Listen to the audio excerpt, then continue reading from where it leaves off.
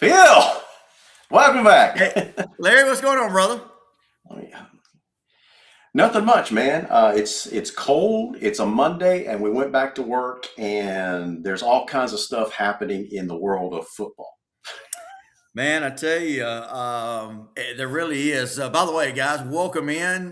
This is the second week of our new looking format. I hope you guys like it. I love it.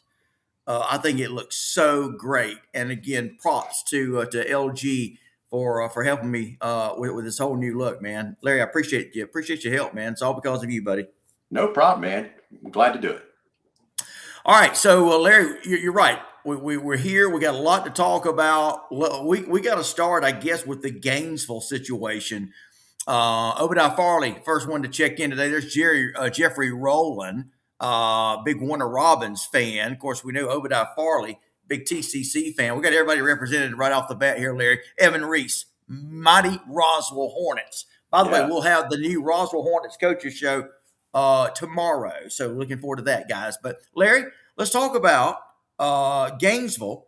Yeah. Well, they had to wait. Larry, I was worried. Well, no, let me back up. I was wondering, curious, if the whole distractions, the game being postponed and then rescheduled, talking about from Gainesville side, and I guess Hughes side as well.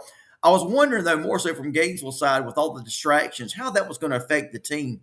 It looked like it rejuvenated the Gainesville Red Elephants because they came out against Hughes, who was favored. Yeah. And Larry, I didn't get to see the game, but from what I've been told, it was not as close as the score indicated. It wasn't. I watched the first half, Phil, and kudos to Josh Niblett. You know, he had those players playing like they wanted to make a point.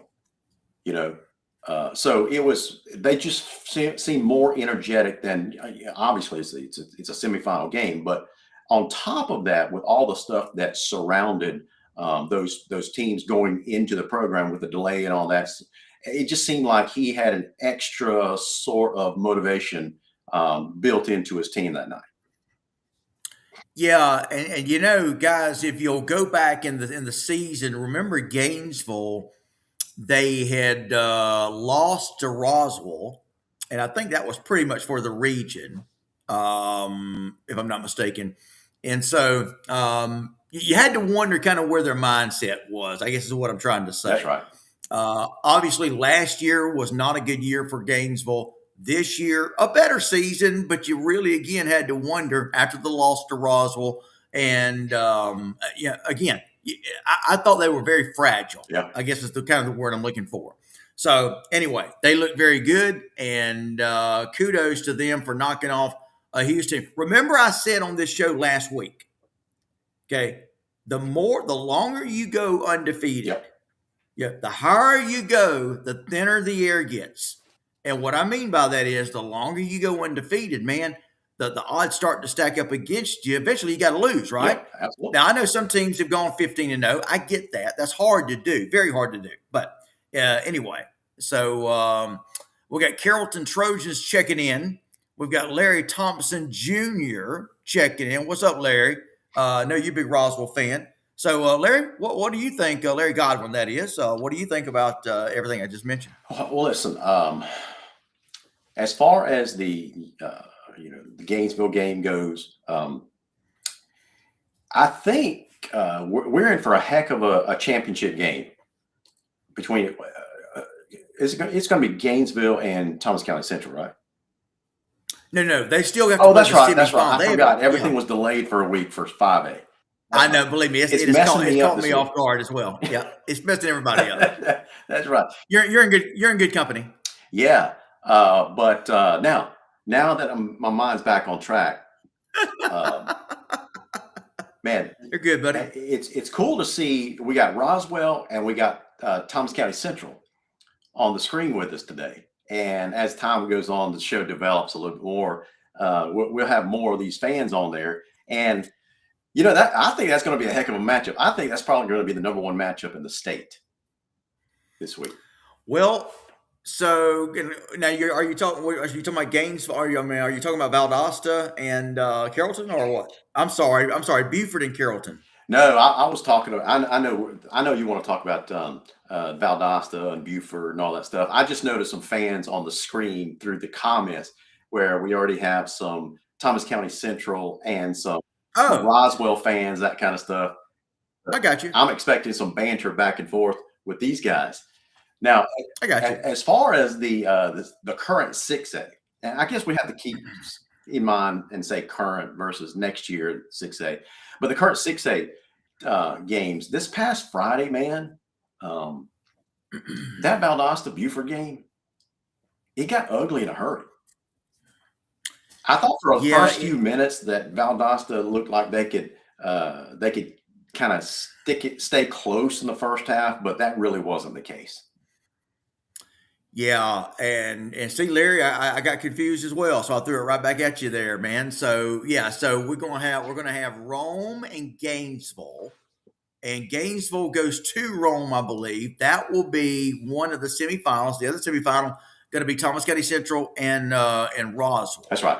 So Rome, Gainesville, TCC, Roswell. Those are semifinal games. Now the state championship games. Let's get back to that.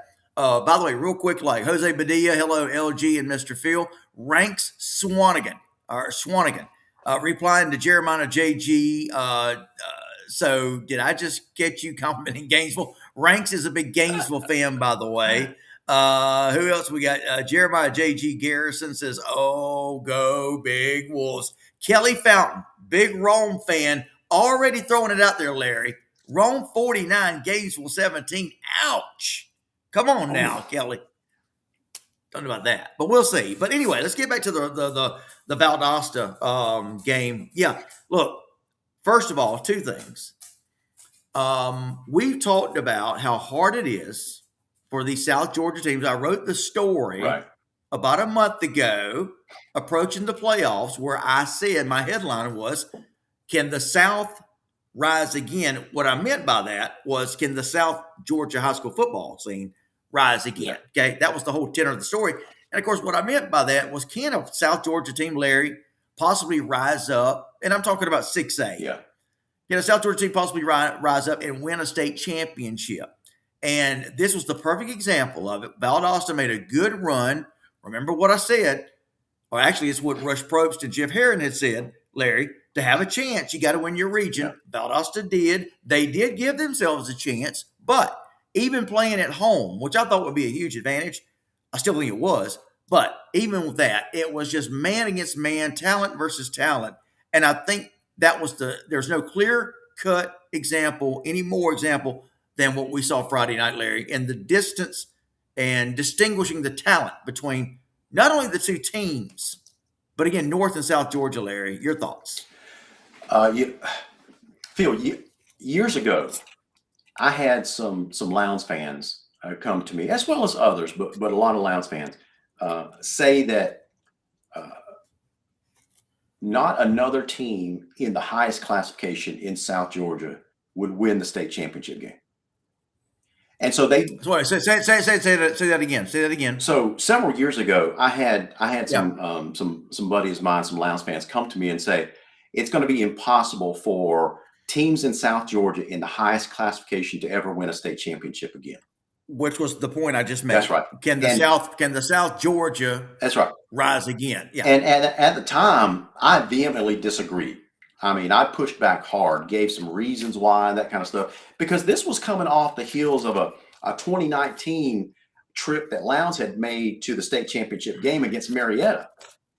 And Marietta had beat us by not a big score, but they did beat us that night. And so I thought what they were telling me in 2020, 2021, that our teams down here in the highest classification really didn't have a chance. So I pushed them hard to justify their statement. Why would they say that? Because that's, that to hear that down here, Phil, that almost sounds blasphemous, right?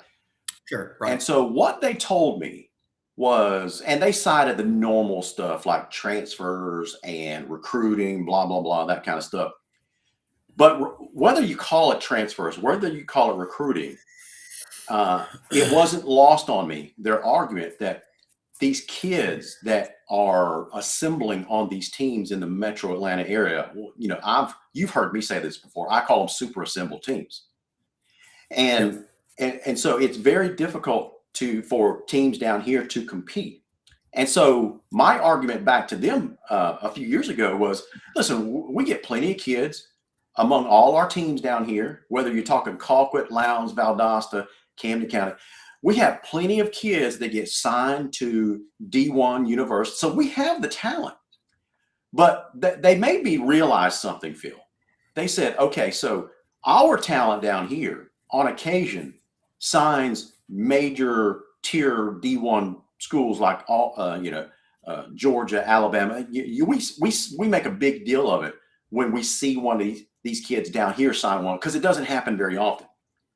But Right. they had to remind me, when you take a look at these super assembled teams in the metro area, across the board, yes, they have D1 athletes like we do, but their D1 athletes, by and large, are going to the Georgias and Alabama and Texas and Ohio State, that kind of stuff, in the droves, versus what we have going to Kennesaw State and Lenore Ryan and James Madison and these types of universities. So I had to concede that there is a disparity in the types of athletes across the board. We have good athletes, but they have monsters. And you really don't see this until you see one of these teams step off the bus in person. It's one thing to watch a Valdosta and a Buford on a live stream. I mean, from the camera angle, it looks like all the kids on both teams are tall, that kind of stuff. But if you've ever seen one of these games in person, and you see whether it's a North Gwinnett or a Buford or a Great Phil, you actually see the difference. I'm not talking about just a few pounds in size. I'm talking about major differences across the board, offense and defensive line, and the skill positions. All their athletes meet the metrics as well. And it's not just one or two, it's across the board, and usually at least two deep, sometimes three. And that's what we're up against right now. It's not that we don't have good athletes. We just don't have the number of athletes that some of these super assembled teams do. And over the years, Phil, I'm actually starting to go to that side of the fence. I'm not completely there yet, but I'm quickly looking for the gate to open to go on to the other side of the fence. Gotcha. All right. So a couple of thoughts. I agree with you as far as the physical makeup of these players. Much has been said recently about Cam Wood, the player for Carrollton. He's been pictured on social media. The kid has got I say kid, I wouldn't call him a kid. The young man has got the guns like you've never seen, and and it's created a lot of comment. Do you know the young man I'm talking about? Do I know the young man you're talking about? Yeah. What was his name? Cam Woods? Yeah, Cam Wood, the young man for Carrollton. So anyway, getting back to your point, so we're talking about the physicality of these young men, and so to your point, Cam Wood is a player who plays for Carrollton. He's been pictured, guys. I know y'all have seen him, haven't you? Out there, the old folks watching the show, you know who I'm talking about. Cam Wood, big muscular kid, and that's just one example, but. So the physical makeup, there is a noticeable difference. I will tell you I think the exception, and it's a major exception. Okay. And that's Thomas County Central, the team that Roswell's going to see Friday night. I'm real interested to see. That's what you just said about the North Georgia teams. That's exactly what I thought of when I saw Thomas County Central. And the last time I saw them up close and in person was we did the ITG Next Game of the Week last year. Yeah. It was the last regular season game of the year. It was at Thomas County Central. It was Coffee at Thomas County Central. Coffee themselves, pretty big team, pretty buff team, as all the Coffee teams normally are. But When I saw Thomas County Central come out, pregame Mhm. warmups, and then during the game, I was on top of the press box, the home press box, and I'm going to tell you, I was just, I was blown Yeah. away by what I saw. I mean, these were like college ready, just like what you described a few minutes ago, talking about the North Georgia guys. By the way, Toby Passmore, Cam Wood transferred and set a year. I believe he's playing his home school in the championship. That's right. So Cam Wood was a Buford player, and he did transfer, went to Carrollton. And let's remember, okay, Cam Wood was going to be a number two. He was going to be playing behind Jamari Yeah. Farmer, I think was his name. Do y'all remember him? Larry? No, I don't. Do you know who I'm talking about? No. Okay. That was the young man, big time running back. He was going to be Carrollton's feature back. And he is the young man. He's actually one of two young men that got caught this off season. Well, arrested for murder. It was he and a Bowden player. Kamari Farmer is his name. I'm sorry. Okay. Kamari Farmer. He was the player, the running back for Carrollton. Okay, Larry. Cam Wood was not even going to be in the picture. I'm not saying the picture, but he was going to be number two. He was not going to be the featured back. So things have a way of working themselves out, unfortunately, for Kamari Farmer. And I hope everything works out for him. I don't know all the details. I know that him and one of Bowden's starting players got caught up, again, arrested for murder. That's the allegation. But, I do remember terrible that situation. now. Yeah, terrible, tragic situation there, both for them and the victim.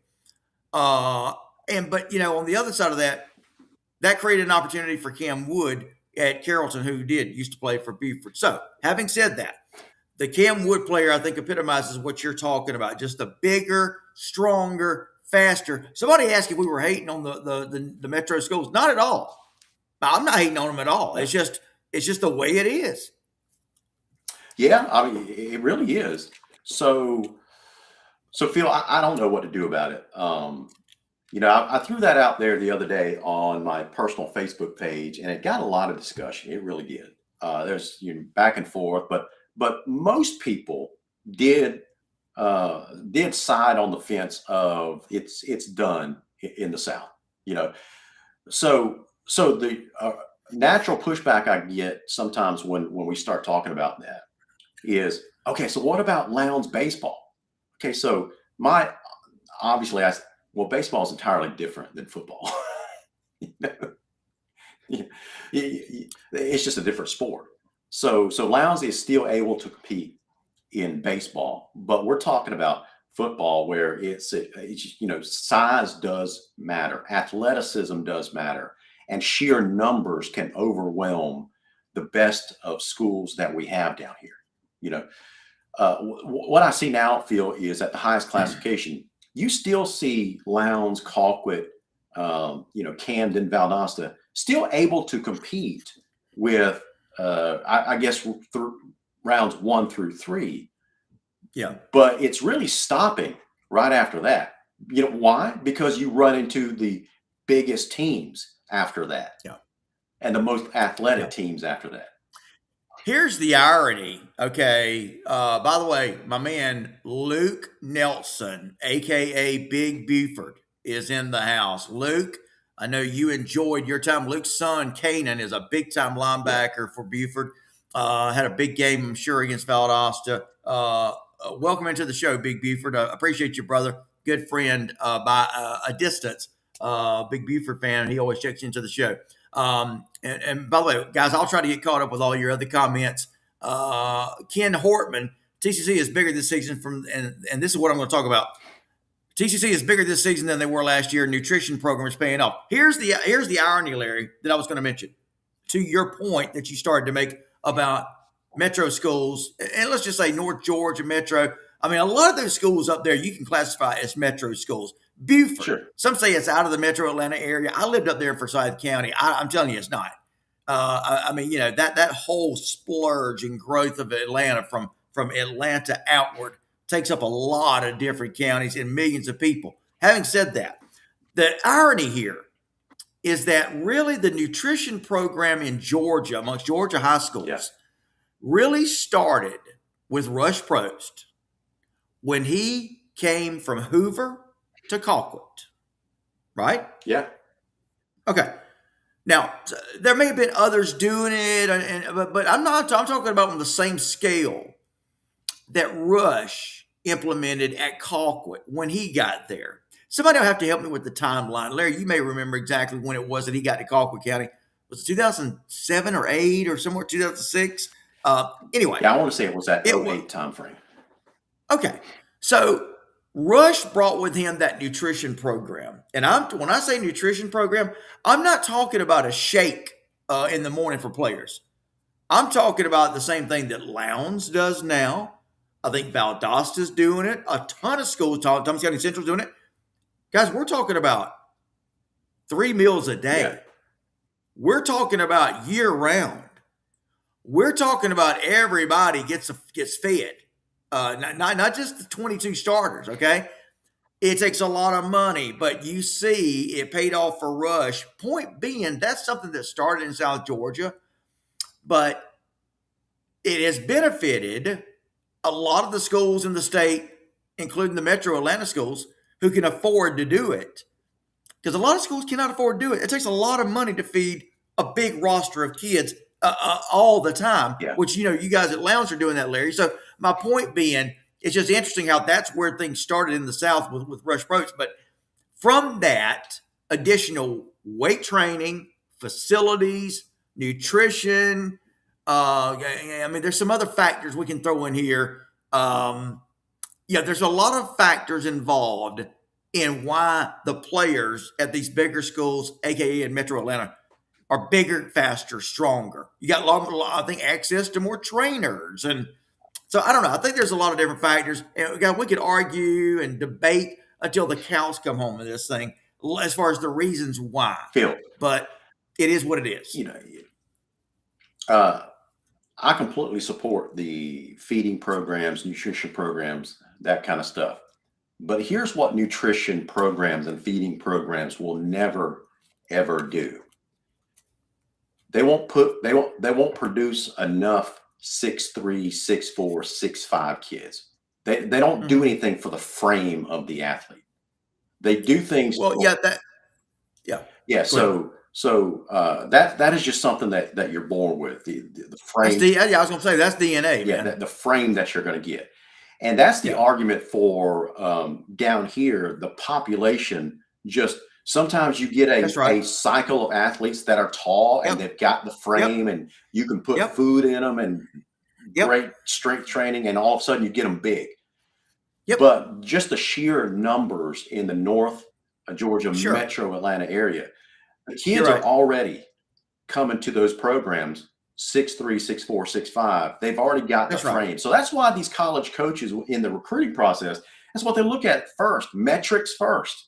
Do they have the frame? Do they have the weight? Everything else they can teach, but you can't teach size and weight. Oh, you're right. That's why I'm saying, Larry, it's a combination of a lot of things. And listen, that the thing you just talked about as far as the population. Listen, guys, what Larry just said, something I've been saying forever. This thing about Buford recruiting, blah blah blah. I have invalidated that as a myth forever. Ever since we went up to Buford and did a documentary on Buford, and I don't know if you guys remember that. It was about 5-6 years ago. Look, it's a strength in numbers thing. Yeah. Okay. You've got, like Larry just mentioned, you've got millions of people to choose from. I get it. I know they're not all high school age kids. That's right. I get that.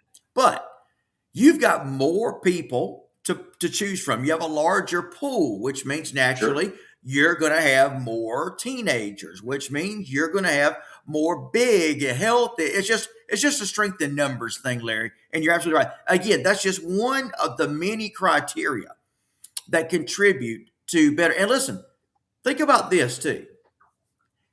It's no coincidence that the turnaround, and I guarantee you look on a calendar, you can probably mirror it almost exactly in a timeline here.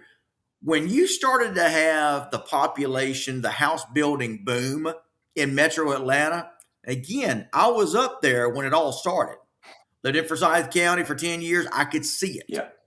So when you start to have that population boom, which has continued to increase, it's why the metro Atlanta area is one of the more desirable places in Georgia country to live. Right. And it's why it has become one of the largest population booms in the Southeast and the United States. So having said that, go back and look at the time when the power structure, if you will, really, it really switched from South Georgia, from the Lowndes, Sure. the Camden County. I'm talking about big schools here, right?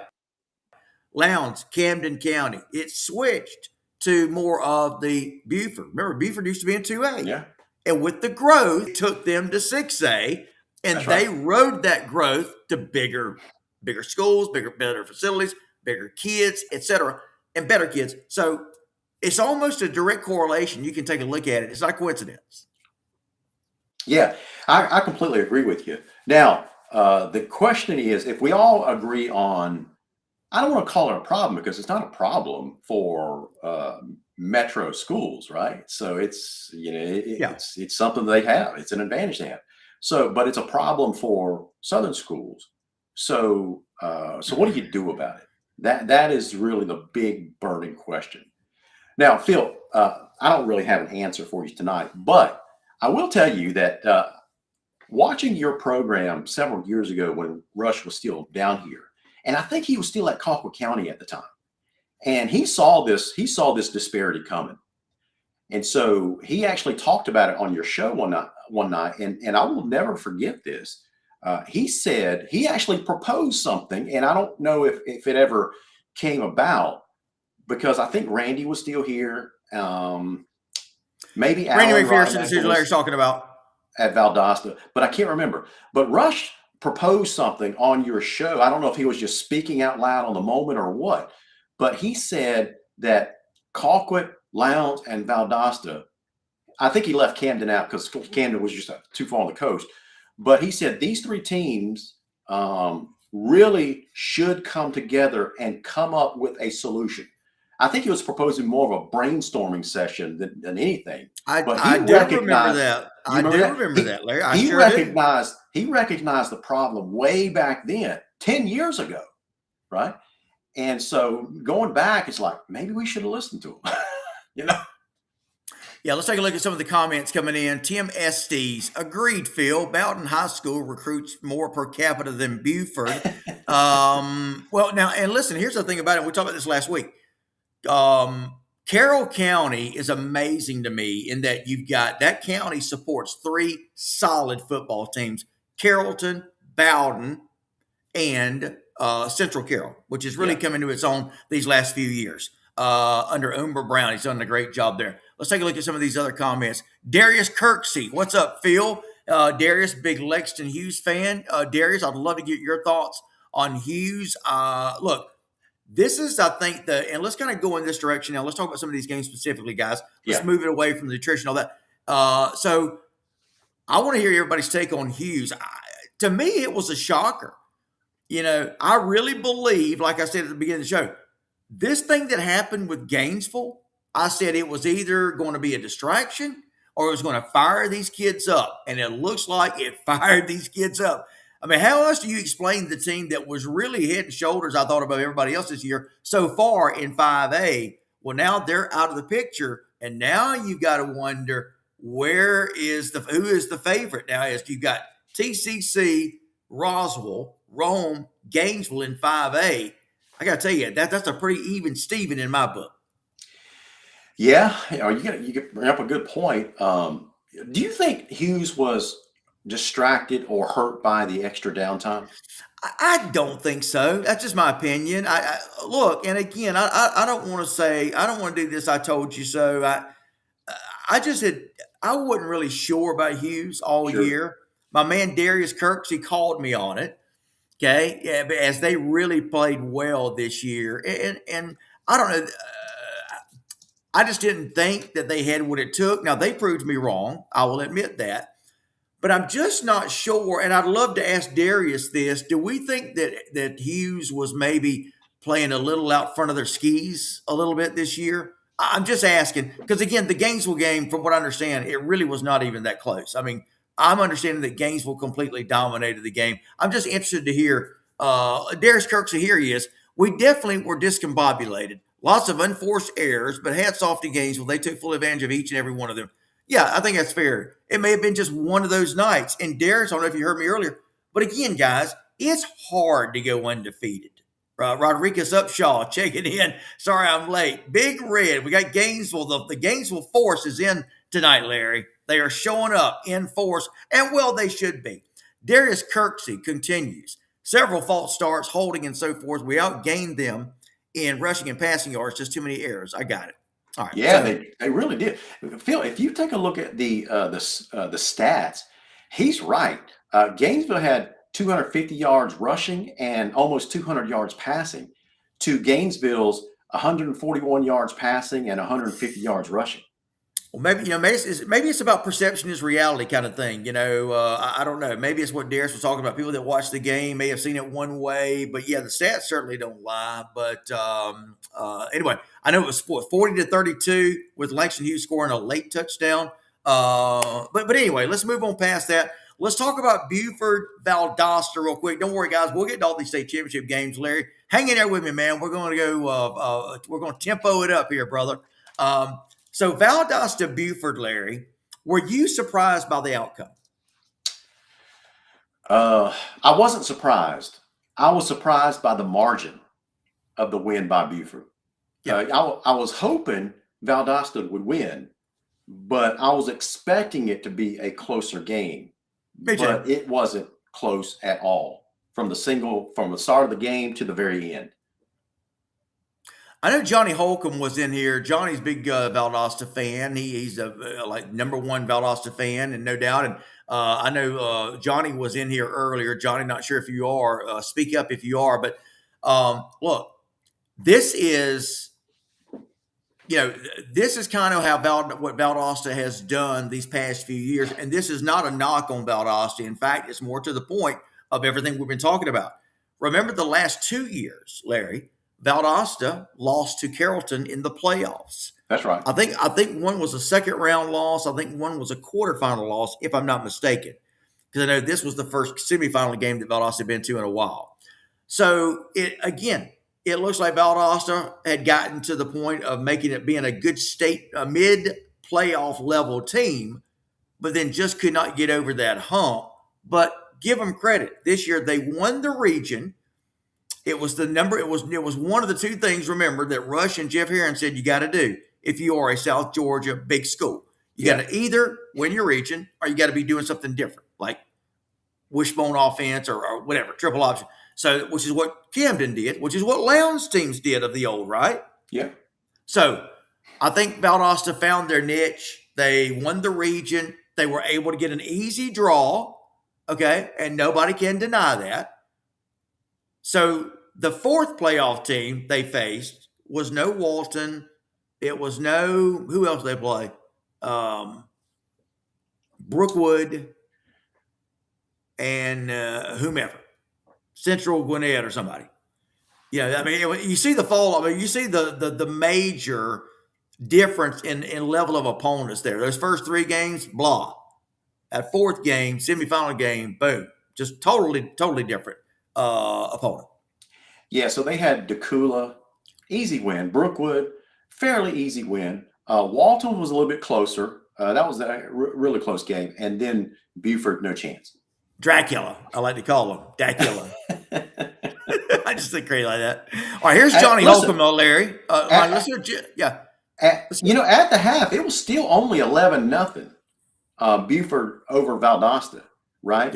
Yeah. But what that doesn't show was how easy Buford was moving the ball, and they would get down to Valdosta's red zone and just penalties or self-destruct or end up with a field. They just couldn't finish drives in the first half, but in the second half, they were able to overcome that. And Valdosta throughout the game was not able to generate hardly any offense at all. Which I'll be honest with you, it surprised me. Because again, I had been saying that I thought Valdosta was maybe the best team in the state. I'm Yeah, sorry, best team in the region. My apologies. And that so it didn't surprise me when they won the region.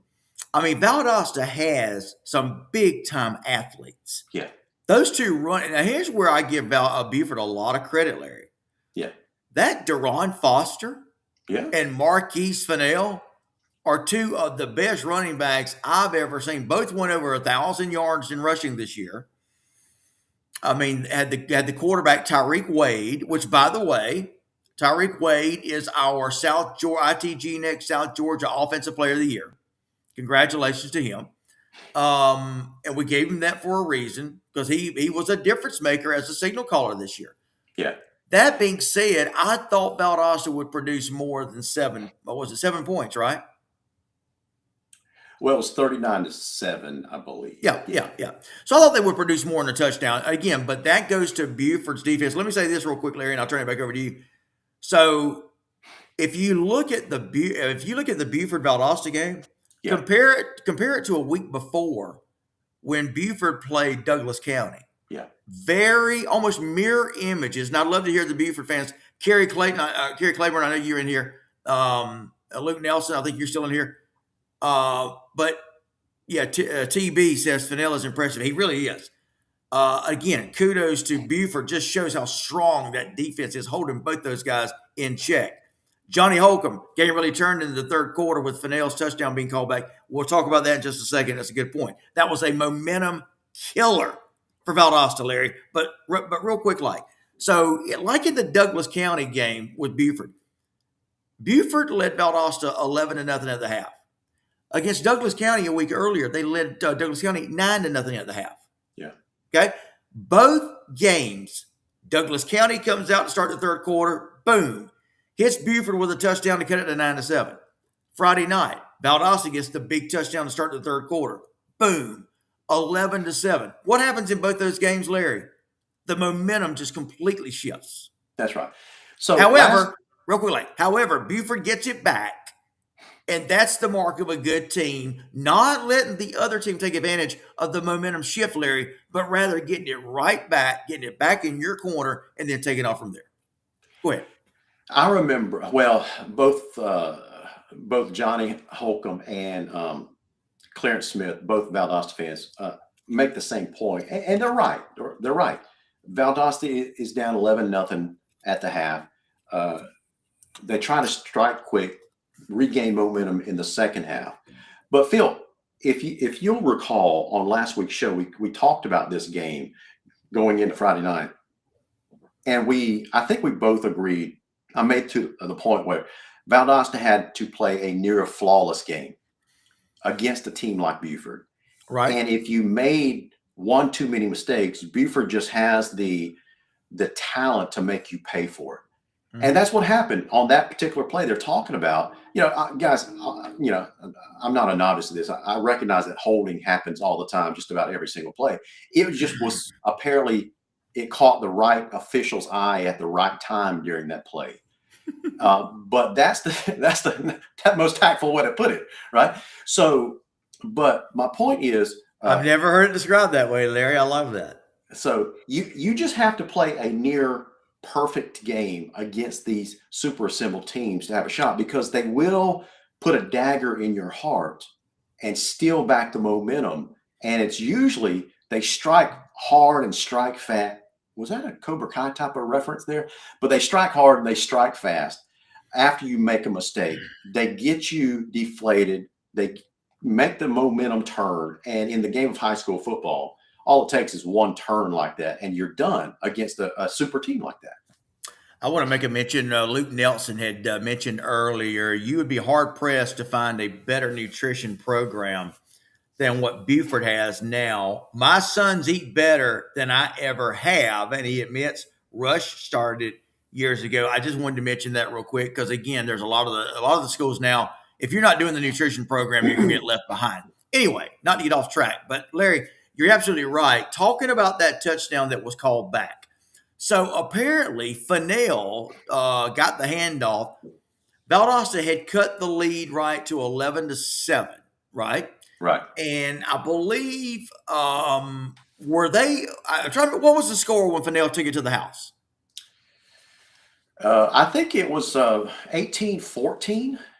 That would have made it 14. Okay. So they were up 18. That's what I was trying to win. So I was trying to think, would that have given them the lead? No, but it would have cut the margin back to whatever, four or Would have five. cut it to 4. Yeah. That's right. So them that to me, and I'm with Johnny. Okay, that was the difference, man. You've got a chance to get right back in the game. Boom, your guy takes it to the house, and here we go. Penalty. You lose the touchdown. You get penalized, what, spot of the foul, 10 yards or whatever. Yeah. And man, that is a dagger. And that was obviously a dagger that, and such a swing of emotion that Oscar could not recover. That's right. It's exactly right. And now I'm going to get petty here. I'm going to say it. I'll give you guys a disclaimer up front.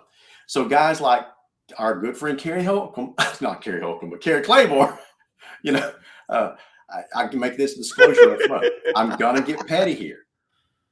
I don't understand why schools turn over the rights to their stadium to the GHSA to eliminate home field advantage, like the light show and the intercom system. The PA announcer can't say, "Hey, it's third down. Let's rally around the Cats," like they normally do. That kind of stuff. It's got to be generic. And so when momentum starts to shift in a game like that, that's one of those local things that you really count on to help your guys grab it back. And so the local teams can't do that now because of this GHSA rule. Well, I don't think there's any. They don't have a choice, do they? No, the GHSA says you can't do it. Right. And my point is why do the local schools let the GHSA get away with that? I got you. Now I am going to give you a little bit different. I'm going to counter your point. Okay. And you guys may remember, man, we used to have, and I'm not talking about me and Larry, I'm just talking about we in general. I have always been, and by the way, Clarence Smitty Smith, I think the roughing the punter in the Buford end zone was also a big momentum killer. We'll go back to that too. That's another one there. Now, you remember when the GHSA, I guess, had taken the semifinals from the Dome. That's right. And put them back in the team's stadium, and instead decided to have the state championships be decided in the Dome. That's right. Okay. Now I was and still am very much in favor of the state title game being on a neutral side. Yeah. Where I'm going with that, to your point, Larry, I really like what GHSA does there because I want, if it's me, when it comes to the playoffs, Larry, I want any perceived or real advantages to be taken away. Why? I want it to come down in the playoffs. I want it to come down, it's my team versus your team. May the best talent win. I just don't want any external factors coming into play. Well, what's the point of having home field advantage then? There is no home field advantage. And that's certainly an argument. I get it. I mean, you still have to travel. I mean, let's face it. When we saw that game between Buford and Valdosta, when we saw that Valdosta was going to host, most everybody thought, boy, this is going to make a difference. I mean, I thought that. I think everybody to a man would have thought that.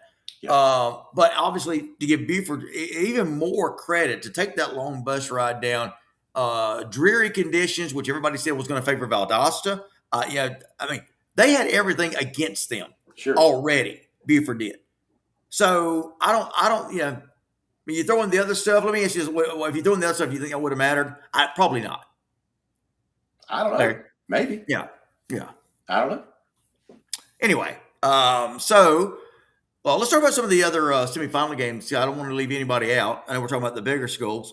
What about Thomas County Central? I mean, what kind of movie we want to talk about? Thomas County Central, Roswell. What do you think? What do you guys think? Is anybody giving Roswell a chance? Well, they should. I agree. Roswell's a very good team. Now, do I think they're going to win? No. Yeah. No, I don't think. You okay there, Phil?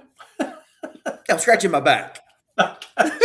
best best $1 back. The best $1 you'll ever spend. I bought that at Cracker Barrel. Oh my God. Yeah, it's just a back scratcher. Listen, I have that same exact model. Do you really? I do. Oh man, one of the best inventions ever. But go ahead. So, look, the thing about it, I think there are a couple of teams in the state, maybe more. I think there are at least two teams right now in the state that people consider. I don't know if I want to say untouchable, unbeatable, but I don't think many people are giving whomever Thomas County Central is playing a chance. Well, it's certainly understandable because Thomas County Central is on a magnificent roll. They are. Everybody is familiar with the types of athletes they have. They're Yep. blowing people away. They got down early Friday night. Who did they play Friday night? Woodward Academy. Woodward Academy. Well, last Friday night. Last Friday Not night. this And past Friday night. That's right. And so they got down early against Woodward Academy, and I'm thinking, uh-oh, is this a chink in Thomas County Central's armor? But almost as soon as I said that, Phil, it was like they flipped a switch and went from like Exactly. 19-0 to 49-19. Just like that. Like it was nothing.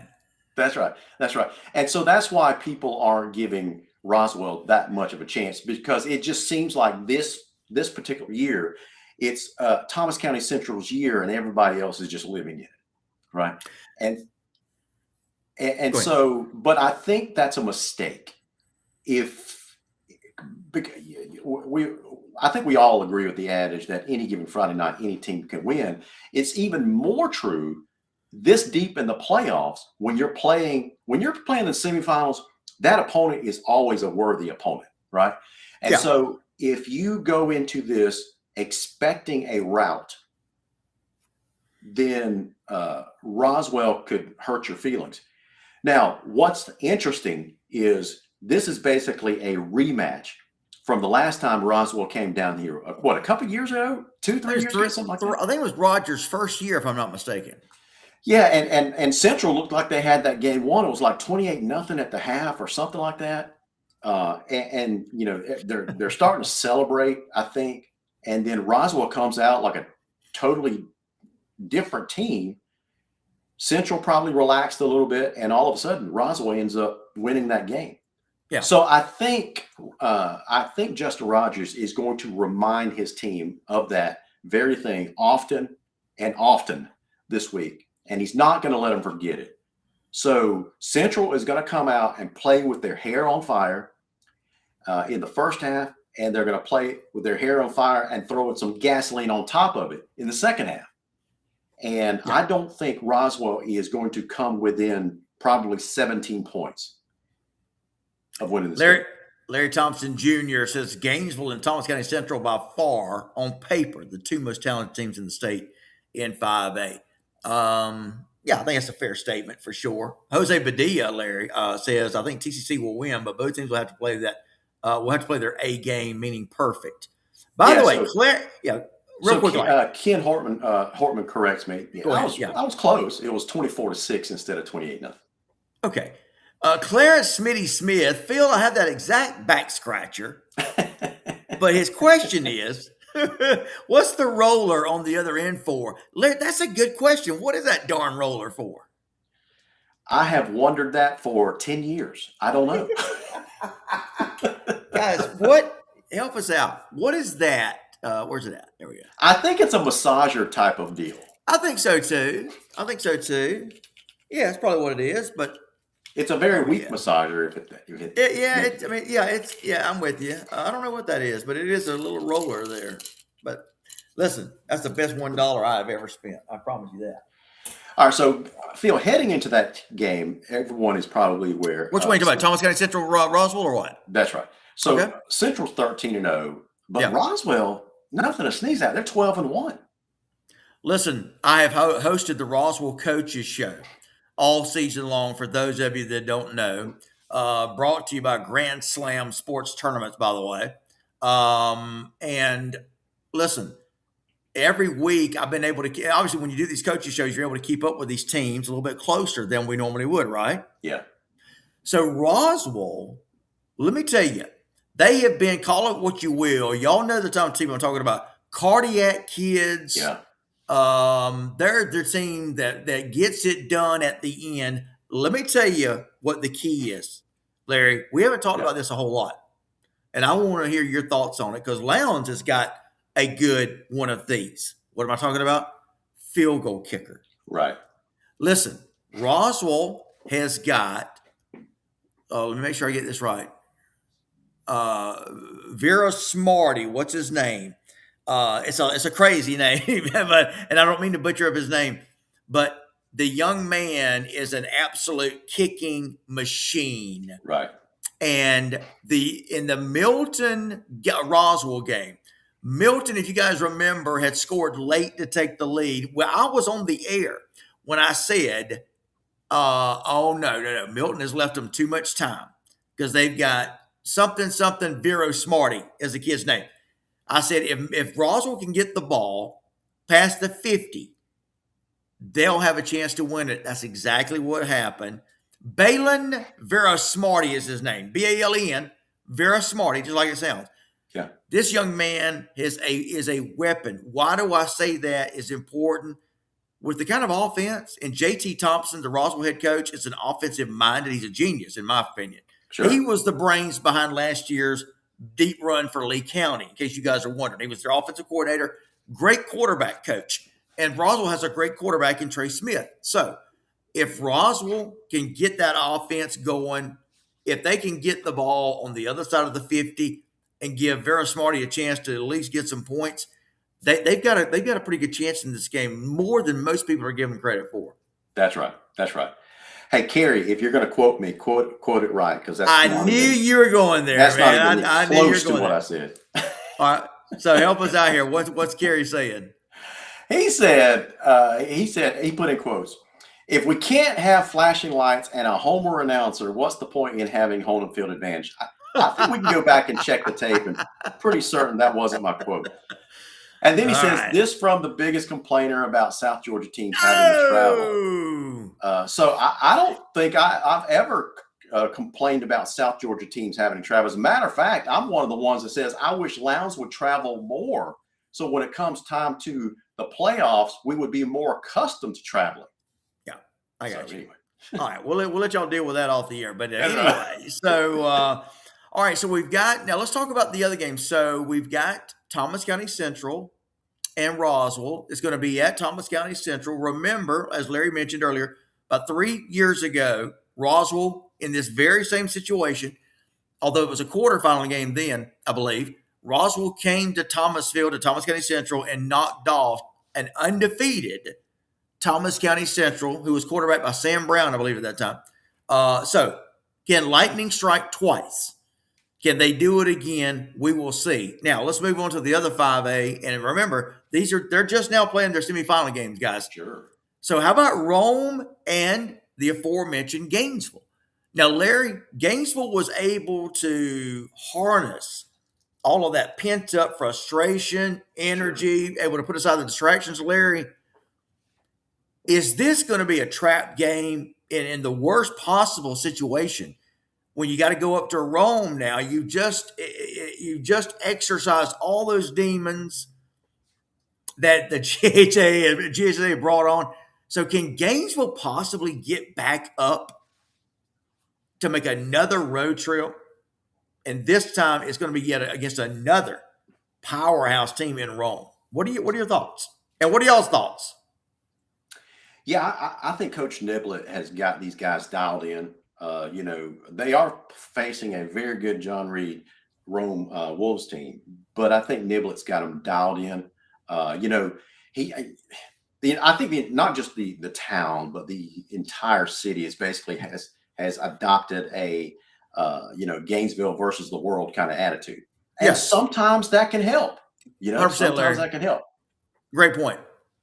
So I think you're going to have that type of mentality going up there all the way through the state title game if they're fortunate enough to beat Rome. But that is the message that I can almost guarantee that that Coach Niblett is delivering to his players day after day. Kenneth Hurst, feel lightning from no hornet. I don't know what that means. What does that mean? All right. Feel lightning from no, I don't know. All right. Anyway, Alan Clanton says, I said it from the jump, TCC versus Gainesville, I think it was. Anyway, all right. So somebody said, do you not like to talk about Carrollton? Well, we have been talking about Carrollton, but we'll talk about them real quick. So Carrollton, I was just going to go back to the state championship game, guys, but Carrollton, they're the other team that's looking almost unbeatable right now. I mean, they had no problem with a very good North Gwinnett team, Larry. Phil, that is an understatement. That game wasn't even close at any time. Period. Tony Wynn checking in from Jackson, Reverend Jackson, Alabama. If you get it, you get it. Carrollton seems to be one of these teams that I don't know why, but they kind of fly underneath the radar. It's almost like they take a back seat to the high-profile Bufords and Graysons of the world, and they're just stuck over there in their corner of Georgia doing their own thing. And by the time they hit the playoffs, they're ready to go and start blowing people away. You may tell you why it is, Larry, in my opinion? And that's a great point. I feel the exact same way you do, but you want to know why it is? What's that? They are a victim of their own success. Okay. Carrollton every year, goes knocking on the door. Every year, they seem to make it to the state semifinals. Yeah. Maybe even the state championship. But they just can't get over that hump. They've yet to win a state title under Joey King. So I think people kind of expect ho-hum. Oh, okay. I really think that's why it is. And listen, I certainly don't mean any disrespect by that, but I'm just trying to answer the question as to why that is, because I think we're not the only two people that feel that way, Larry. But I do agree with you. It's almost like they're the forgotten one. Yeah, I think you're right. Just to your point, Coach King, he gets there in 2021.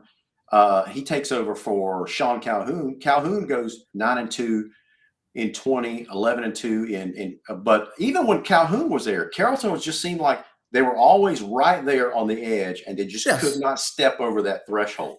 Which and Joey King gets there in 2021, goes 12-1, and then 14-1, 11-2, 14-1, and now 13-0 this year.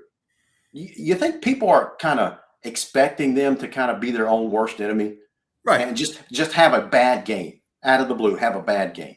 Well, that's what I meant when I said they're a victim of their own success. I mean, they tend to win everything except the last one, the big one. Yeah.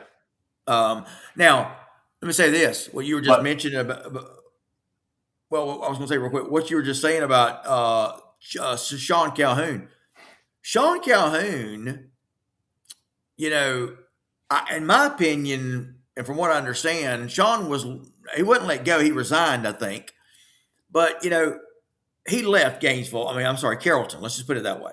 Yeah. And I think the whole thing on Sean was that he cannot win the big one. Okay. I don't think that way. I'm just telling you how a lot of Carrollton fans felt. And I think that was the overall sentiment as to why he left Carrollton. Okay. Well, now Joey King has come in and basically has done the same thing. That's right. And so, this might be the year they totally changed that script just because of the way they're playing right now. Last week they took not this previous week, but the week before that. I think people expected them to trip when Grayson came calling, right? And they had to play Grayson, and they completely manhandled Grayson, 34-14. And then they play North Gwinnett, and I'm thinking that, okay, they just played the game of their lives this past week when they took down Grayson. They're going to have an emotional letdown, and North Gwinnett is going to sneak up and possibly take this game. But that game wasn't even close against North Gwinnett. It really wasn't. It really wasn't. And that's the same North Gwinnett team that shut down a very potent Lowndes offense earlier Yeah, this year. absolutely. So that's why, back-to-back weeks with dominating performances against Grayson and North Gwinnett, and now I think they're going to have another dominating performance this week, and I would not be surprised if they beat Buford, but it's going to take a tall order to do that. By Now, the this is way, probably playing for. I'm going to say this right now: the game on the 16th, this state championship game between Carrollton and Buford, the winner of that game is national probably going to champion. be crowned national champion. Yeah, I was just about to say Buford is our number one team. With after Grayson got beat, I did have Yeah, Grayson. Grayson was our by the way ITG next. We do the all classification top 25, right. and I've been pretty consistent all year.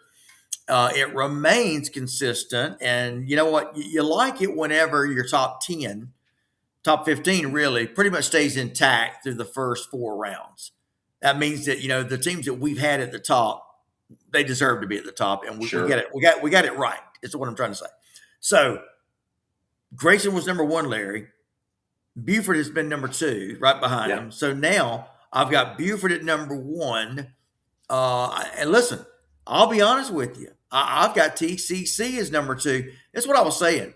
I mean, you've got Buford, Thomas County Central, Carrollton. I'll throw Bowden in there. I mean, look, you've got some teams that a lot of people consider the absolute best in the state. So I think you got an argument for several teams. Carver, Columbus. Let us not forget about Carver. Carver is a team I think could beat anybody in any classification. Ooh, Phil. Larry, have you seen Carver play? I have not, but the way you talk about him, maybe I should. Oh my gosh, they are, and I can't believe we are 30. No, well, gosh, we're an hour into the show. Is that right? Yeah, it's 6:35. Oh my Time gosh. flies when you're talking shop. Larry, we are an hour into the show. And I can't believe this is the first time we brought up Carver Columbus. What a machine they are. I have to take your word for it. I'm not convinced. Now, I will admit, I have never watched Carver. Well, no, take it back. When they were in the state championship game, I did watch them that year. We were up there. What's that? You and I were up there. That's right. So that's really the last time I've watched them. But they're 10. They got a perfect record, number one consensus across the state in Double A. I would like somebody to tell me how many Division I, or we'll just say college signees, that Carver has on their, let's just say their roster, their starting 22. Obviously, they're going to be a starter if they are. Would you see that? That was one of the best lines ever. You that back scratcher too much, man. I guess it's getting distracted. Listen, hell, I've lost my train of thought now. Carver. Somebody tell me how many Division I or college signees Carver's got. I mean, and that's another reason I guess I'm influenced by my perception of them. Larry, they got a lot of guys they're going to be playing big time college football next year. Yeah. Phil, I if I seem distracted, I mean, just because I am, because I just did something for you. I was wondering what you were doing there. I just took a screenshot of Toby's comment, so I'm going to text it to you later on, so you'll have something to remember. Yeah, I saw that. I was like, what in the world? Okay, here we go. Stephen K. Wynn. What's up, Stephen? I must have missed you earlier. Carver Columbus has had 6 or 8 to sign with SEC schools. Here's Oscar Miles, by the way. What's up, Oscar? Oscar's son is one of those big-time players. I think Oscar's son, is it TJ, Oscar? Is that your son's name? So far, we've got 6 early signees, more to come this year. So, yeah, Stephen K. Wynn and Oscar are right on the money. six between 6 and 8, with Oscar saying more to come. So, Larry, I'm telling you, man, they are incredible. Carver is All right. for a 2A school. So let me throw a hypothetical game out there. KJ, my bad. Who would Not TJ, win? but Who KJ would win Miles. in a matchup between Carver Columbus and Benedictine? Well, they're playing for the state championship, right? I think so. Well, No, they're not. No, they're not. No, they're not. Different One's classification. 4A, one's 2A. My bad. I think Carver would. Okay. All right. So we both agree that Benedictine is also one of these smaller schools. It's a very, very good program. 100%. Military school, all boys school. That's right. So, but you got to keep in consideration that Carver Columbus, although they are a very good roster, how deep is the roster? Yeah, I hear what you're saying. So you think the depth may be the depth factor? It could be a problem. That is usually the biggest separator between a Wow. smaller program and a big program like a Carrollton or Beaufort. So when you make a comment or a statement that you think Carver Columbus can beat any program in the state, I just have to disagree with you, because I look at super assembled teams like a Grayson or Carrollton or a Beaufort, and it's just hard to beat their monsters and their depth. I got you. Look, and it's impossible really to say. I would probably have to, tip my hat to you and say maybe I'm a little over exuberant. But I do think they are very, very strong, Sure. and could at least could play Yeah. with everybody. So let me ask you this: so who put this up? I think it was Stephen Browning said. Did he say Carrollton by 21 over Beaufort? Whoa! Whew. Whew. I just do not see that. My buddy Rusty Cravey has made it into the house. To what do we owe thee, Jink Dog? Rusty Cravey, longtime friend of mine. Yeah. We played high school football together. Rusty, and played a lot of Sunday afternoon football together too. Rusty says, go Worth County.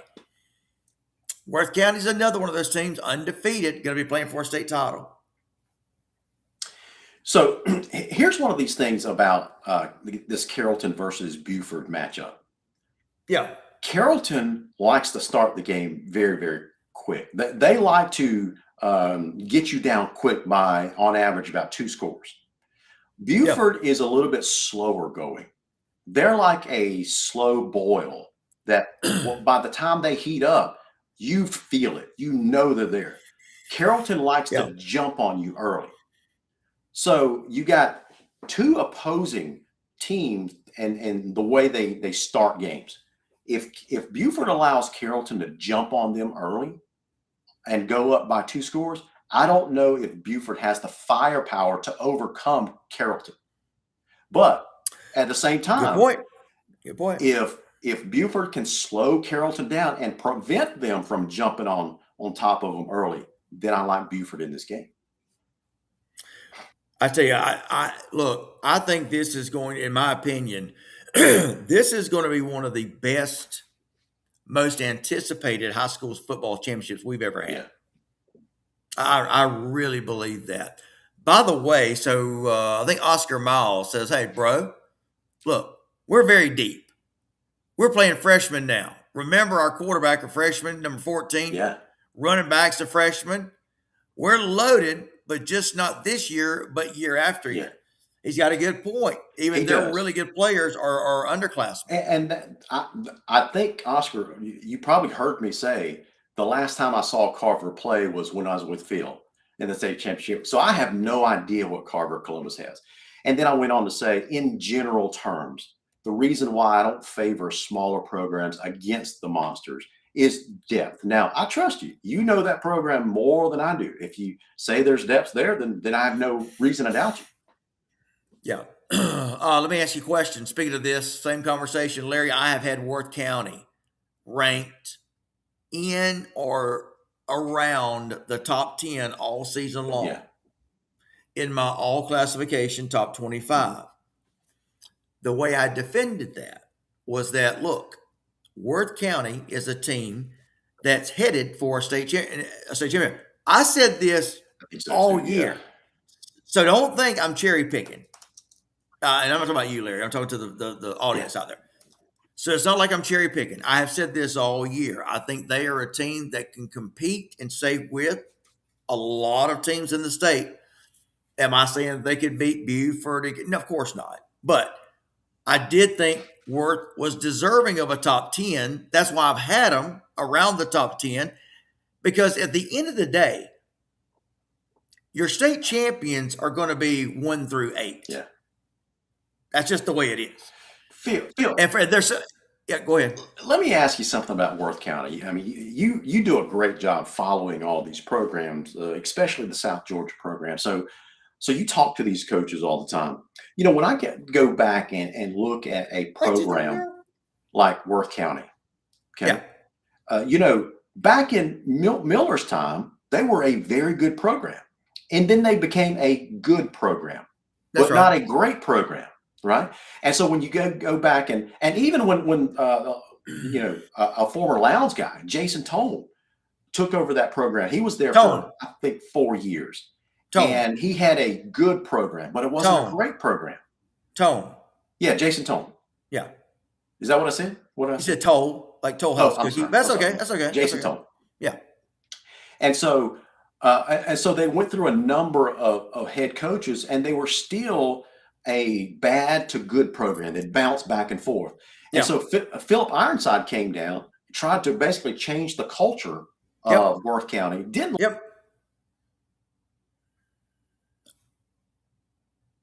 over in 22. So he took over 4-6, and then Hammond takes over in 22, and then goes 8-3, 5-6, 9-4, and now 14-0.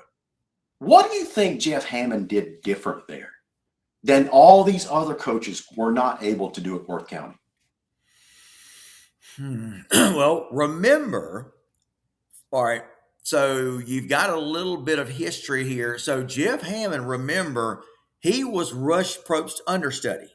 Yeah.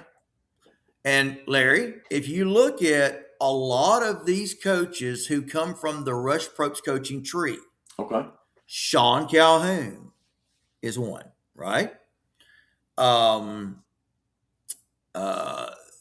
former Lowndes and now Brooks County AD, gosh, and he was former Lowndes coach. I'm so sorry, I can't remember his name. Zach Grage. Zach Grage. Sorry, Zach, if you're watching. Man, I hate that. Zach Grage, Sean Calhoun, and there's so many here. Yeah. Jeff Hammond was Rush's offensive sidekick. People give Rush a lot of credit for his offensive play calling, and he was very good, Rush was.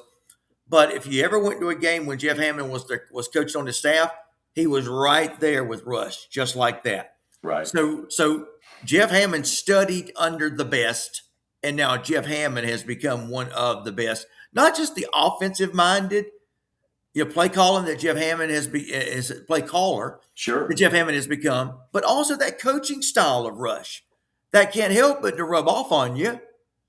Yeah. And I say the same for Sean Calhoun. Sean Calhoun was a Rush understudy. So I think that's a big part of it, Larry. Obviously, you got to have the right players. Listen, what's the number one common denominator you've got to have with a very good team? Got to have athletes. Good. Got to have great coaching.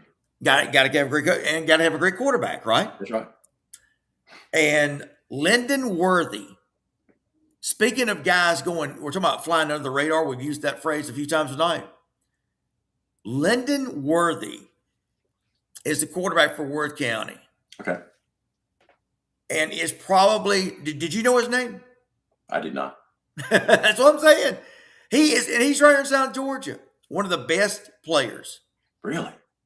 Oh, Larry. He is a phenomenal player. 6'3", looks good. Looks good getting off the bus. I just pulled up his stats. Holy smokes. Can you believe that? Guys, Phil, let me talk about this kid. Yes, absolutely. I'm giving me something to drink. Go ahead and talk. I'm giving me something to drink. I just pulled up his stats. Floor is yours, guys, Larry. For listen, for any program, to throw the ball this much in high school is outstanding. That's putting a lot of trust in your quarterback. But for a 2A program in Sylvester, Georgia, to have 242 attempts is outstanding. But even more impressive than that is in 14 games, he completed 160 of those passes for a 66% completion percentage.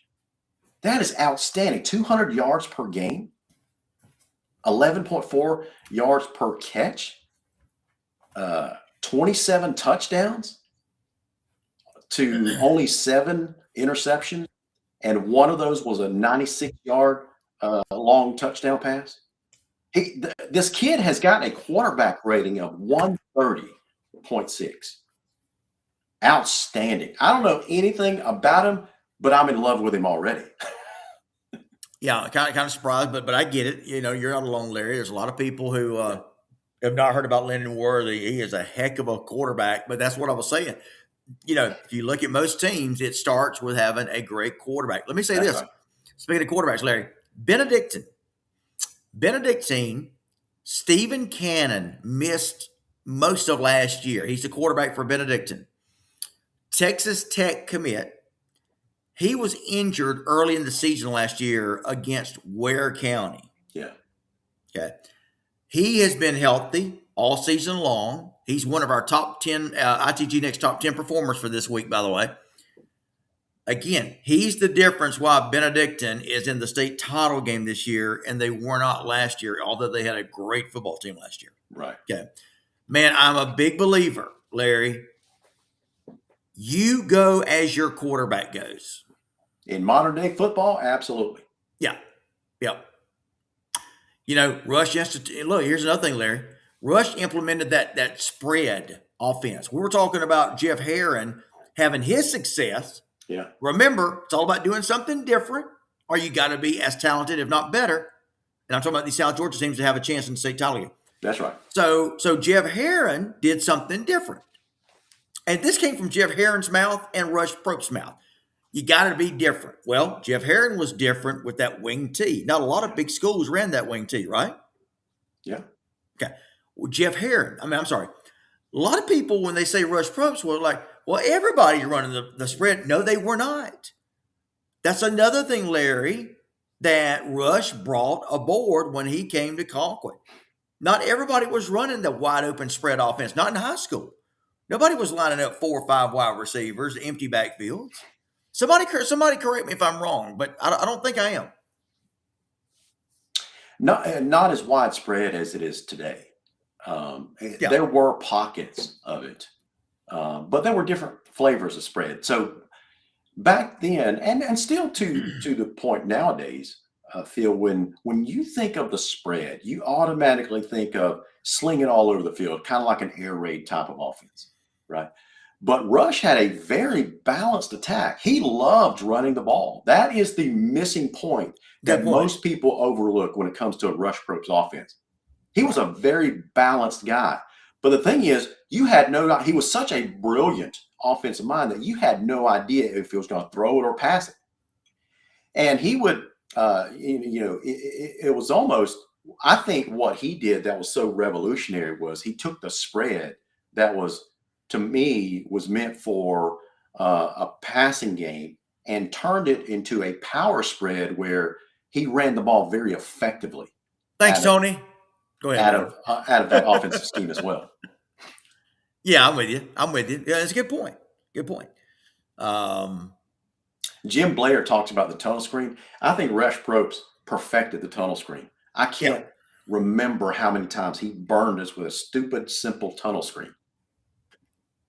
I got you know what else he did so innovative on offense? I actually saw this one night, and he burned us with it all night long in Martin Stadium one night. What's that, Larry? I actually asked Randy McPherson about this in a touchdown club meeting after that game. What he did, everybody knows what the read option is, right? That's right. Right. But when you think of the read option, Phil, you think of it as you're reading the defensive end. Yeah. But what he did against Lowndes that night, he took the defensive ends out of the game and actually He actually ran a read option on us all night long on the defensive tackle. So you've got a 250, 280-pound kid that's got one or two hands in the dirt, and their first objective is to get upfield, right? And so Yeah. you kick out the defensive end, and now you isolate the defensive tackle, who's this big kid trying to get upfield, and you force that defensive tackle who's not used to doing this, you force him to have to commit to either the running back or the quarterback. Yeah. And oftentimes, more times than not, that night we chose the wrong guy. And their quarterback burned us so many times, 12, 15, 25-yard chunks at a time. And they killed us with a simple read option all night long. Rush Croce was able to take basic plays, put his twist on them, and all of a sudden it was innovative. Yeah. Tony Wynn says he was great at running those pick plays. Curtis Reese, Rush ran midline read. Yeah. Some good calls there. All right, real quick, so does Bowden make it 4 state titles in a row? They're going to have to get through who, guys? I forgot who's Bowden playing.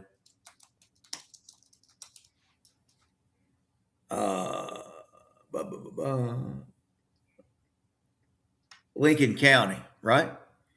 My gosh, what a game that's going to be. Man. Lincoln County, by the way, is talking about 2 blue blood programs. Lincoln County, they're the team. They were like Valdosta. A lot of their success, Larry, came back in the 70s, 80s, 90s. In fact, I think I wrote in my story yesterday, this is the first time they'll be in the state title game in 20 years. Last time they made it was 2006. Yeah. Oh, yeah. Real quickly, we've been overlooking Creekside. Now, again, one of those out of sight, out of mind teams, Larry. You were talking about like Carrollton. Mm-hmm. I don't ever talk about Creekside. No, and I don't mean any, I don't mean to disparage them in any way. They're just kind of out of sight, out of mind. But you know what?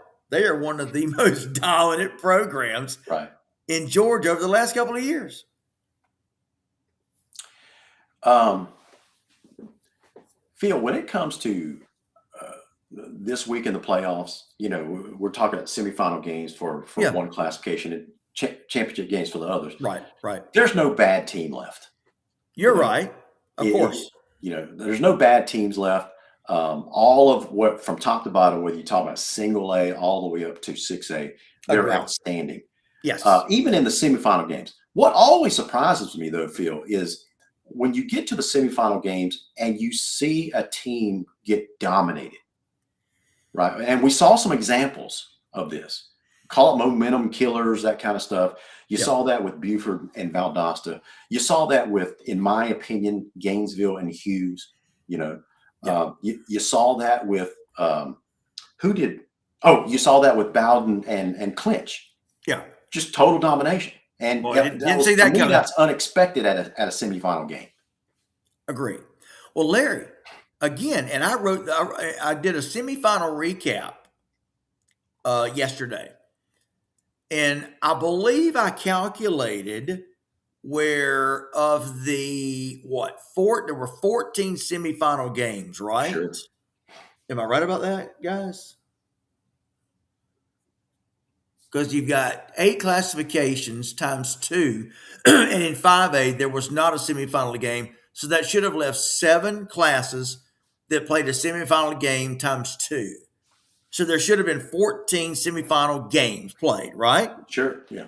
And what I calculated was, I believe, 11 of the 14 games resulted in deficits of and I think it averaged 25 points or more. Yeah, you saw someone talked about Hebron. They're one of them. 50-24 over Greater Atlanta. Greater Atlanta Christian, good team. They had go ahead. Calvary Day had a 21-point win over Fellowship. Lincoln County completely dominates early, 34-0. Bowden beat Clinch 45-6. Toombs beats Heard County 40-14. Worth County over Pepperell, 32-12. And the list goes on and on. Carver beats Burke 33-14. Hateville Valdosta Charter, gets beat by 32 points. it looks like the closest game was Hateville Charter and Sumter County. No, wait, I'm sorry. You had Jefferson and West Lawrence, a 4-point game. Yeah.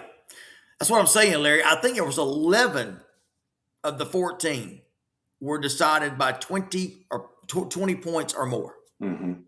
Now, what does that tell you, Larry, about the matchup? I mean, what? I don't know. I'm just blown away by that. Yeah. Now, I'm well, when you see semifinal games get out of hand like that, you don't expect that many across the board. No. But when you see one, you kind of expect to see a Cinderella team that kind of snuck their way in, got hot, Right. and all That's of a sudden right. they ran out of steam in the That's right. semifinals. Yes. So that's what you expect. But when you have 11 of them in a semifinal matchup, that's usually not the case, right? Now, starting next year, that should not be the case. You should have fewer and fewer of those games because of every classification going to that power ranking type of deal, right? So Yeah. you decrease the chances of two top seeded teams meeting early in the early rounds of the playoffs starting next year in all classifications. So we'll see. It's going to be fun. Yeah, that Sumter County game did go to overtime, as Jim Blair points out. So you're right, and Larry had mentioned Sumter as being one of them that was close, but yeah, not many, Not many. were close. So Jose Badia really wants us to go to the Jackets Nest on. I saw that. Yes. My buddy Jose, man, him and Obadiah are the number one Thomas County Central fans for sure. All right, so Jose and Obadiah, I'm going to ask you a question because I'm assuming that Cole Moore is still working. So, are you guys bigger Central fans than Cole Moore? Just between us, we won't tell. Oh, listen, I can tell you they are. And you know why? Because Cole Moore has still got some Tift County in him. I think so too. He's still got Big Blue running it through his veins. He does, doesn't he? Larry, before we get out of here, I want to ask you about your home team. Of course, talking about the Lowndes Eye Vikings. Mm-hmm. So where? Oh, Heather Knight Rodriguez, huh? You got in here too late, Heather. We're about to go. But Heather Rodriguez is a huge, huge Thomas County Central fan. She is always a part of the show. Heather, great to see you. Thank you for checking in. But don't worry, we'll be back on Friday night, and we will know more about Thomas County Central, whether they're heading to the state or not. But anyway, those dang Central fans are just buzzing all around the place nowadays. Man, I'll tell you, they all come out for the show, and I love it. By the way, yeah, Creekside, nobody's scoring more points than Creekside. But Larry, tell us about Lowndes High. What's going on there? We got a lot to replace. We did have a good year. It wasn't the greatest year just because of how it ended. It's always disappointing when you lose in the playoffs. But we had a good year. And listen, I'm proud of what Adam Carter has been able to do his third year. You know, he inherited a program that was in shambles. It really was. Agree.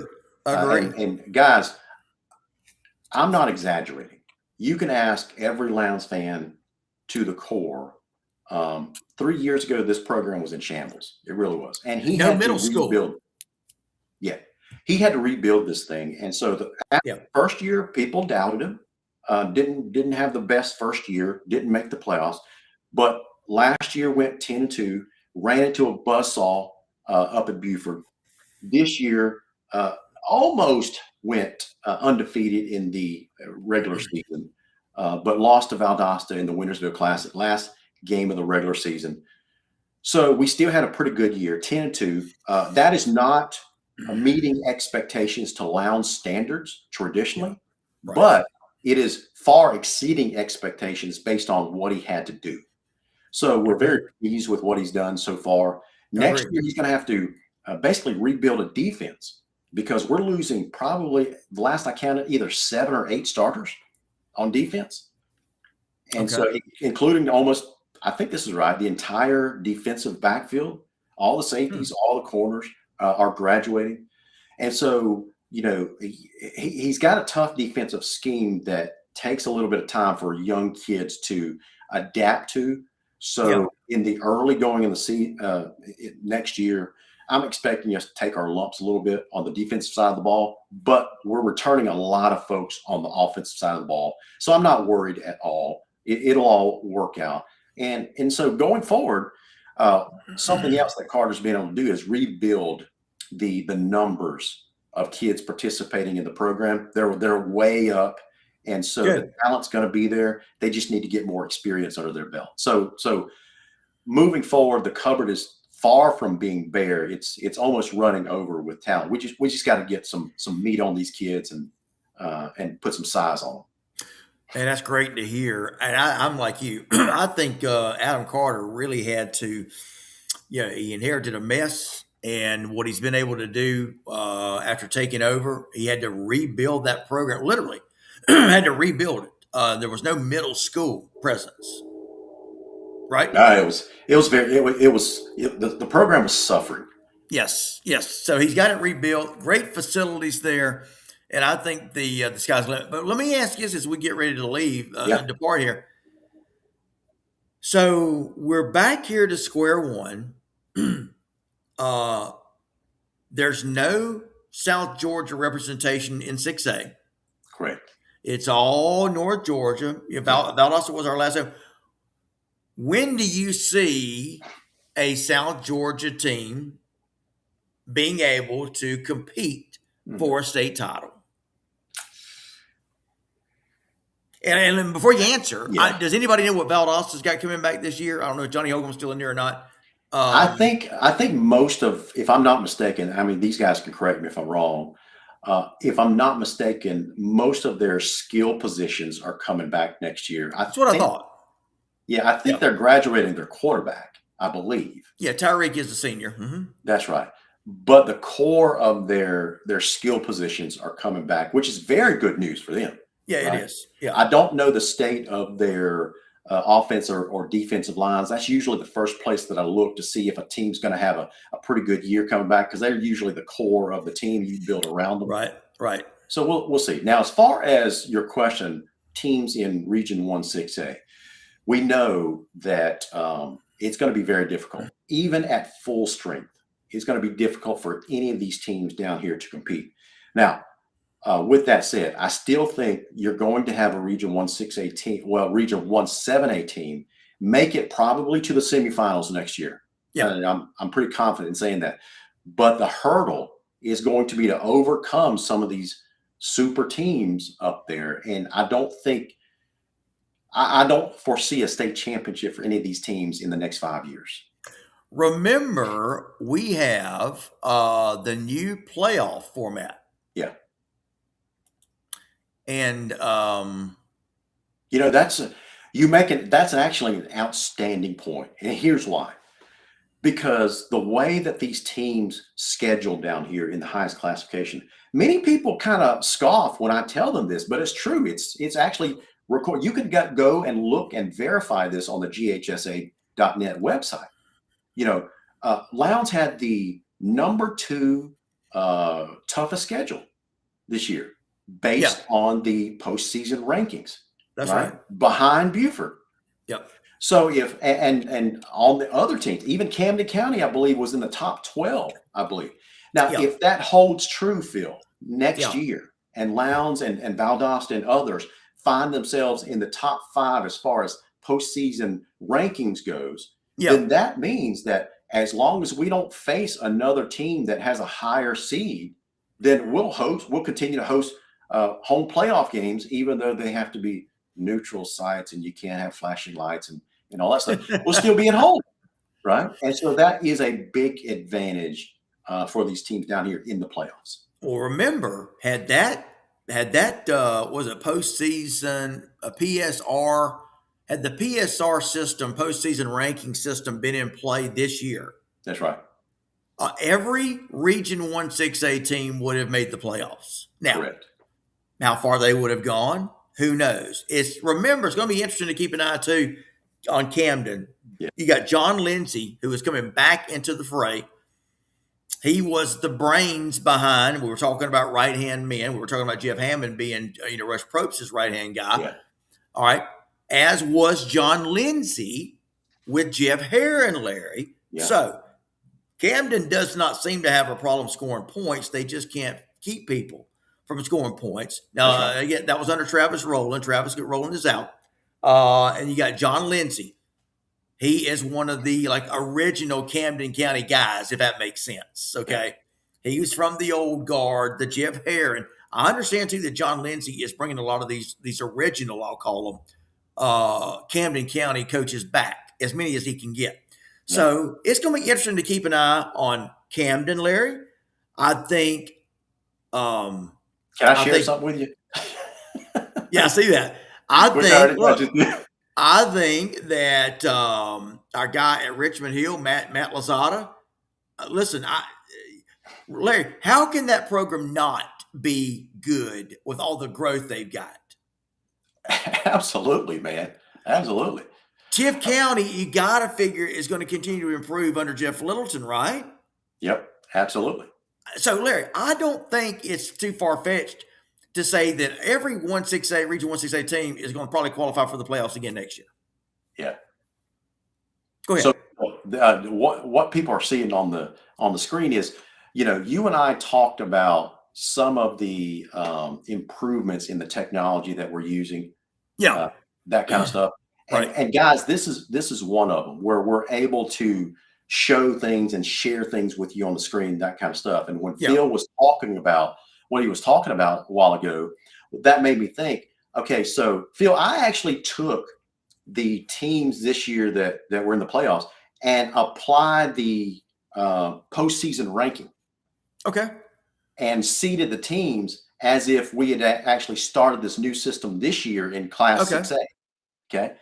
So what you see in the lower right-hand corner is how would a team like Lowndes had fared if we started this new PSA system? So Lowndes would have ended up hosting North Forsyth in the first round. And because they were the number 2 seeded team, they would have hosted Mill Creek. So I like our chances against a Mill Creek. You know why? Because Mill Creek was a little down this year. Then Then we would have met North Gwinnett at home in the third round. And who knows what happens when you play? When I like Lowndes' chances at home against anybody. Okay. Yeah, I'm with you. And then at that point, you go to the semifinals, and Lowndes would have hosted also Grayson at home. So that is the advantage of the postseason ranking. If you can tweak your schedule just right and still finish a good season like Lowndes had this year, going 9-1 in the regular season, you're going to have a very high PSR score, and this could be the result. By the way, Valdosta would have met the same fate if it were to happen this year, except they would have met Buford in the third round instead of the fourth round. Hey, Larry, we're going to need to shut it down, my man. But as we do, want to make a couple of things, and we can make it our last conversation of the night. Or last time, I want to thank everybody for checking tonight. But I love it. Hey, you mentioned Mill Creek was down a little bit this year. Yeah. Now, look at all of the blue that have been down this year. Yeah. Go along with me, guys. Years later. Not really, but anyway. Milk. Yeah. Larry is frozen on the screen with his eyes shut. Looks like he's gone. Am I frozen? Really? North Larry. Mill Creek. Yeah. Yeah, well, you're okay now. You're back up. But you were frozen for about 10 seconds. All right, Mill Creek. Norcross, Larry. Yeah. Norcross. What happened to Norcross? I mean, I'll answer that. Mill Creek, Norcross, Brookwood, okay, Walton. Yeah. Who am I? There's a couple more. Parkview. Well, and they've been down for a little while, but you got Irwin County. Now I know they're not really a true blue blood, but my point, getting back to those bigger schools, that's something to keep an eye on.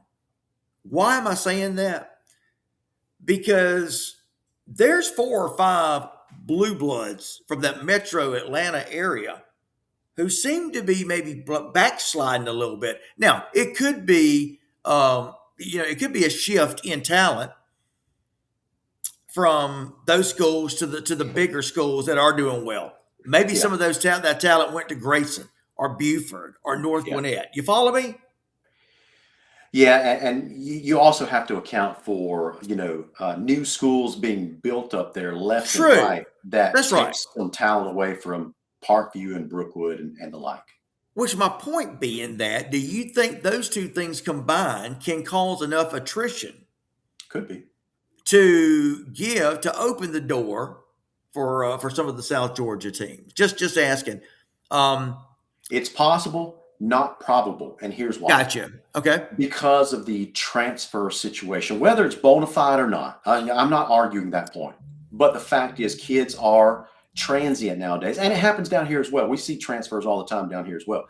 Kids are transient and mobile with their families nowadays, and if a family wants to move to better their, position at trying to get college recruit, I don't blame any family for wanting to do that. But we do have to acknowledge that it does happen a lot up there. Last thing is, in the context of what we're talking about, there was a map that the Fired Football Coaches of Georgia site. I have him on Twitter. I think he's on Facebook as well. Whoever does it does a great job, and I love the name, by the way. The Fired Football Coaches of Georgia. He put out a map today, a topographical map of the state of Georgia. And it basically put like a flag or a pin in the location that represents every team that's in the state finals. Wow. Now, you want to talk about a sobering illustration. Larry, you may can find it. It's a website or on Facebook or where? Well, yeah, Facebook site. It's Fired Football Coaches of Georgia. Okay. He's on Facebook. He's on all social media. But guys, he put a map out earlier today, and I reposted it on my Twitter, our Twitter. And I'm going to tell you, you want to talk about a sobering look at the power structure in Georgia. I go ahead and tell you, but to look at it is better. But you look at this map, and all of these flags represent where all these schools are that are playing in the state finals. You've got one little flag in South Georgia for Worth County. That's it. That's it. Do you see it, Larry, or? Well, I haven't pulled it up yet. Okay. I didn't know if you were going to be able to find it and pull it up for you. But guys, just take a look. And you can find it's online. I mean, it's everywhere. Again, I found it at Fired Football Coaches of Georgia. They've got it's at Fired FB Coaches. But he put it out there, and it was just, again. That was it. Oh, it's on Twitter. Okay, yeah. Are you able to put it up or not? Let's see. Oh, yeah. I've got it right here. Hold on one second. Whew, okay. Man. Guys, before you leave the show, you got to watch this. You got to see this, guys. Just give me a second. It won't take but a second. This is a sobering. Is it not? Look at this, guys. Look at this. Now, you see where the lines extend out to all over the place, just telling you what schools they are. Mm-hmm. But look at where they're located, guys. Look at this. I mean, guys, you got, and I'm talking about get down to the southern part of the state. You got Worth County. Okay. Now you've got Benedictine over on the coast. You got Toombs County. You're starting to get over. I mean, they're kind of in there. Yeah. But still, guys, just draw a line straight across, say you go right under where Carver Columbus is. I mean, that's a lot of the southern part of the state not represented. I just thought it was kind of an interesting look. Yeah, it really is. It really is. That it's what we suspected, and it's getting worse. Where you're talking about the northern part of the state is just now dominating. Yeah, not really surprised, but it's just you look at it from it's perception is reality, as they say. It's just kind of interesting when you look at it from that standpoint. That's right. Good stuff. So, guys, do you like what we're doing with some of the new graphics and what we're able to share on the screen, that kind of stuff? Do you like having the comments right there, right next to us, so you can see what people are commenting, that kind of stuff? So, you see the changes that we're making. If you have ideas what you would like to see us do, send them to Phil, send them to me, and if we can do them within reason, we'll see if we can do them. By the way, absolutely. By the way, Stephen K. Wynn.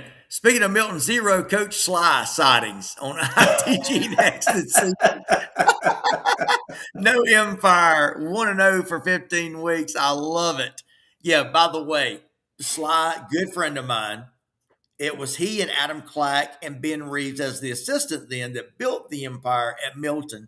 But Coach Sly is now off, and he is the athletic director at it's an upstart, brand new charter school, a private school there in Forsyth County, where I lived for 10 years. So he still got ties to Milton, but I just wanted to mention that we still are good buddies here. And so you know what? So to answer Jose Badia's question, he says, "Where's TCC?" Just remember, TCC hasn't made the championship game yet. That's right. That's why they're not on that. Larry admitted at the beginning of the show, we're both thrown off because I kept referring to that those games played this past week. It's their semifinal, but there was quarterfinal games that Gainesville and Hughes played. Yeah. Larry, it's something I'm going to talk to you about after we get off here, man. But thank you so much for everything, Larry. Sure. Larry was asking if you guys like our format. Larry is the one that put this together. This is a different format than what we were using. But hey, Michael, what's up, buddy? But listen, thank you so much, Larry, for I want to say that here in front of everybody. All the credit goes to you, my man. Thank you. Yeah, no problem at all, guys. Hey, listen, hope you guys go to a game this week. Don't we have some games? Oh, we have one game. No, 2 games on Thursday night, right? Semifinal game. That's right. Getting tripped up again. That's right. 2 semifinal games on Thursday night, and then the championship games start next week. That's correct. 15th through the 17th. That's right. That's right.